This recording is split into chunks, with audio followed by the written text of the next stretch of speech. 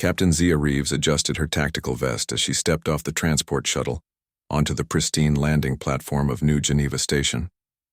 The diplomatic summit was supposed to be routine, another tedious negotiation between the Terran Federation and the Zalarian Commonwealth.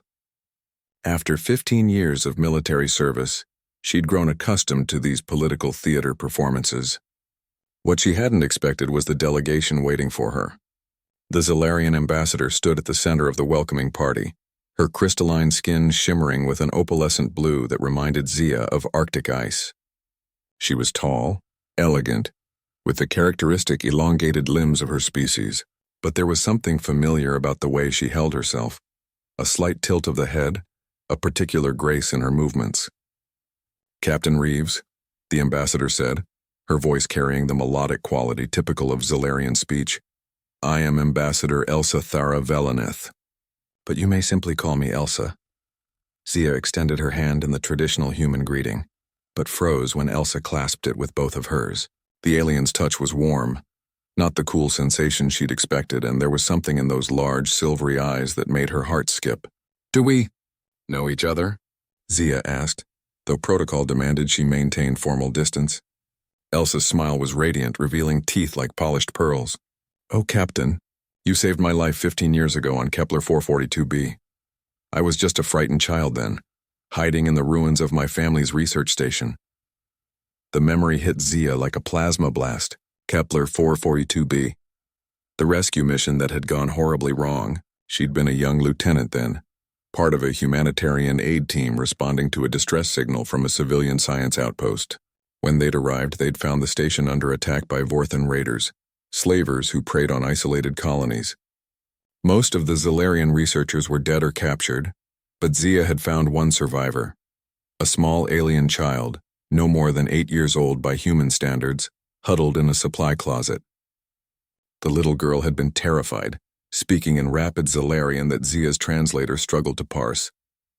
But fear was universal, and so was compassion. "You were so small," Zia whispered, the diplomatic formalities forgotten. "You kept saying something in your language. My translator couldn't make sense of it."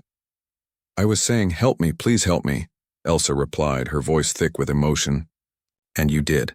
You carried me to your ship even when the raiders were closing in. You took a disruptor blast to your shoulder protecting me." Zia unconsciously touched her left shoulder, where the old scar still ached during atmospheric pressure changes. "You remember that?" "I remember everything," Elsa said softly. "How you sat with me during the journey to the refugee station.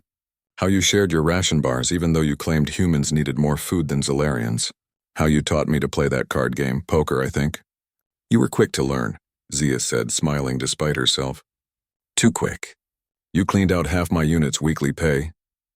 The other diplomats around them seemed to fade into the background as the two women stood there, bridging 15 years and countless light years with shared memories. "Captain Reeves," Elsa said, her formal tone returning but her eyes still warm, "I have a confession. I specifically requested to lead this delegation when I learned you would be the Terran representative." "Oh?"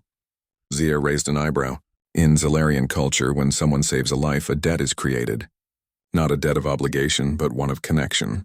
The saved becomes bonded to their savior. Elsa paused, her cheeks shimmering with a deeper blue. What Zia realized was probably a blush. "I have followed your career, Captain. Your service record. Your commendations. The worlds you've helped protect." Zia felt heat rising in her own cheeks. "Elsa, I know this is unconventional," Elsa continued quickly, "and perhaps impossible by your customs. But in my culture, when that bond matures into something deeper, when the saved one comes of age and has proven themselves worthy, they may offer themselves in marriage to their savior. It is considered the highest honor."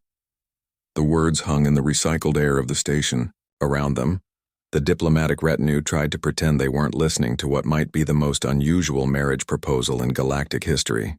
"You're proposing to me," Zia said slowly, "at a diplomatic summit in front of half the Commonwealth's political elite." "Yes. That's..." Zia paused, searching for words. "That's the most human thing I've ever heard an alien do." Elsa laughed, a sound like wind chimes in a gentle breeze. "Perhaps you have influenced me more than you know." I have spent years studying human customs, human culture, human courage. I have seen how you treat those different from you, not as subjects or resources, but as equals deserving of dignity and protection. She stepped closer, still holding Zia's hand. You showed me what it means to be heroic, not through strength or technology, but through compassion. You taught me that true power comes from those willing to sacrifice for others. These are human lessons, and they shaped the person I became. Zia looked into those silver eyes and saw not just the frightened child she'd rescued, but a remarkable woman who had grown strong and wise, who had dedicated her life to diplomacy and peace between their species. The debt was already paid, Zia said quietly. The moment you chose to build bridges instead of walls between our peoples. Then perhaps, Elsa said, her voice barely above a whisper, this is not about debt at all. Perhaps this is about two souls who found each other across the darkness of space and discovered that the best of humanity and the best of Zelaria are not so different. Captain Zia Reeves, decorated war hero and seasoned diplomat, felt her carefully maintained professional composure crumble completely. She was just a human woman, standing before an extraordinary being who had traveled across the galaxy to ask for her heart. Yes, she said simply.